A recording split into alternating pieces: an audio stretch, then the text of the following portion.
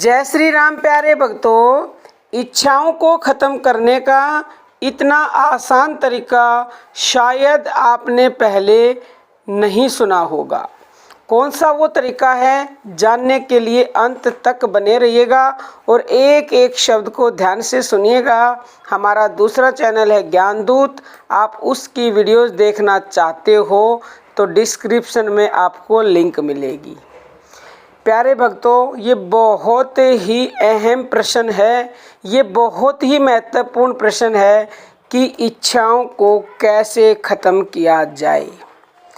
अब देखो, इच्छाएं तो अगर इंसान ठान ले तो इच्छाएं ख़त्म हो जाती हैं, लेकिन प्यारे भक्तों, जब आप अपने आप इच्छाओं को ख़त्म करते हो, यानी कि हठ योग के द्वारा, एक बार तो इच्छा ख़त्म हो जाएगी लेकिन वो फिर दोबारा से उत्पन्न हो जाती है, क्योंकि उसको हमने हठ योग के द्वारा यानी कि ज़बरदस्ती अपनी फोर्स लगा के, हठ लगा के, जिद करके उसको ख़त्म किया है। जिस प्रकार प्यारे भक्तों, कोई भी अगर आपके शरीर में बीमारी है तो आप इंग्लिश दवाएं यानी कि एलोपैथ का इलाज करवाते हो तो वो एक बार तो ठीक हो जाएगी बीमारी, लेकिन कुछ दिन के बाद वो दोबारा से बीमारी लग जाती है आपको।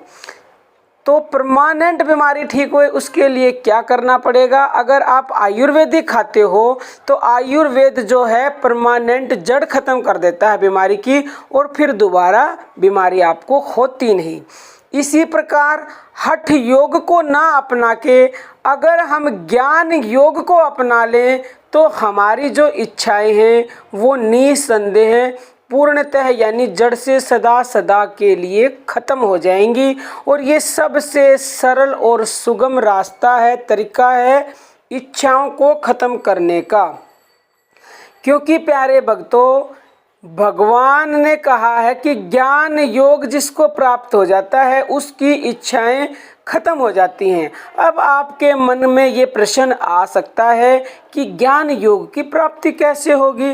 तो ज्ञान योग की प्राप्ति तो भगवान का नाम जप करने से, उसकी भक्ति करने से, सुमरण करने से, ध्यान भजन करने से ही होगा। तो आप जिस भी भगवान के नाम का जप करते हैं उसी भगवान के नाम के जप को निरंतरता से, पूर्ण विश्वास से, श्रद्धा से, भाव से जपते रहे तो निसंदेह एक दिन ऐसा आएगा कि आपको ज्ञान योग की प्राप्ति हो जाएगी। जिस दिन ज्ञान योग की प्राप्ति हो जाएगी उस दिन आपकी मांगने की इच्छा स्वतः ही खत्म हो जाएगी। प्यारे भक्तों, अब देखो, जब ज्ञान योग की प्राप्ति हो जाएगी तो आपके अंदर ये ज्ञान अपने आप हो जाएगा कि हम प्रभु के हैं और प्रभु हमारे हैं और सब कुछ उसका है और जो वो देता है, जो वो करता है वो बिल्कुल सही करता है। तो फिर हम क्यों मांगें? किससे मांग रहे हैं? जो सब कुछ जानता है, जो हमारे लिए, जो हर काम हमारे लाभ के लिए करता है, तो वो अपने आप ही हमारे लिए उत्तम से भी उत्तम करेगा। लेकिन ये इतनी समझ आपको होगी तब जब आपको पूर्ण रूप से ज्ञान योग की प्राप्ति हो जाएगी।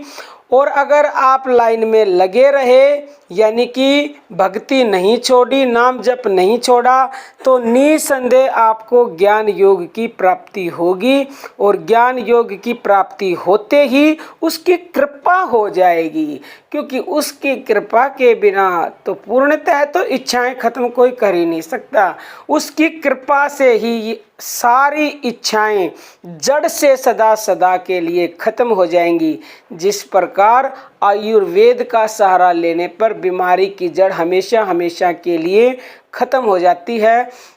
जैसे देखो, बीज है, बीज को जब तक तुम पूर्ण रूप से नहीं पीसोगे ना तब तक वो फल देगा ही, चाहे उसको उल्टा सीधा कहीं पर भी फेंक दो।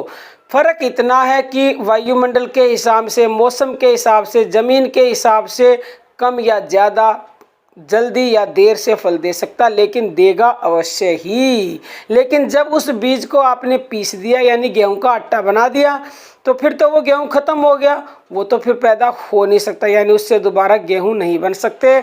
ऐसे ही इच्छाएं हैं, जब आपको ज्ञान योग की प्राप्ति हो जाएगी, ज्ञान योग की प्राप्ति होते प्रभु की कृपा हो जाएगी, और जिस दिन उसकी कृपा हो गई उस दिन सारी इच्छाएं निसंदेह स्वतः ही खत्म हो जाएंगी। और ये प्यारे भक्तों दोहा भी है, तो चाह गई चिंता गई मनवा बेपरवाह, जिसको कुछ नहीं चाहिए वो शहंशाहों का शहंशाह। तो फिर आप शहंशाहों के शहंशाह बन जाओगे। चाह यानी कि इच्छा, तो फिर और आपको क्या चाहिए, तो ज़्यादा से ज़्यादा भगवान के नाम जप कीजिए, भक्ति कीजिए, और ज्ञान योग और भगवान की कृपा प्राप्त करके अपनी सभी इच्छाओं को बहुत ही आसान तरीके से ख़त्म कीजिए। ये तरीका आज से पहले शायद ही आपको किसी ने बताया होगा। अब हम अपनी वाणी को विराम देते हैं। जय श्री राम प्यारे भक्तों।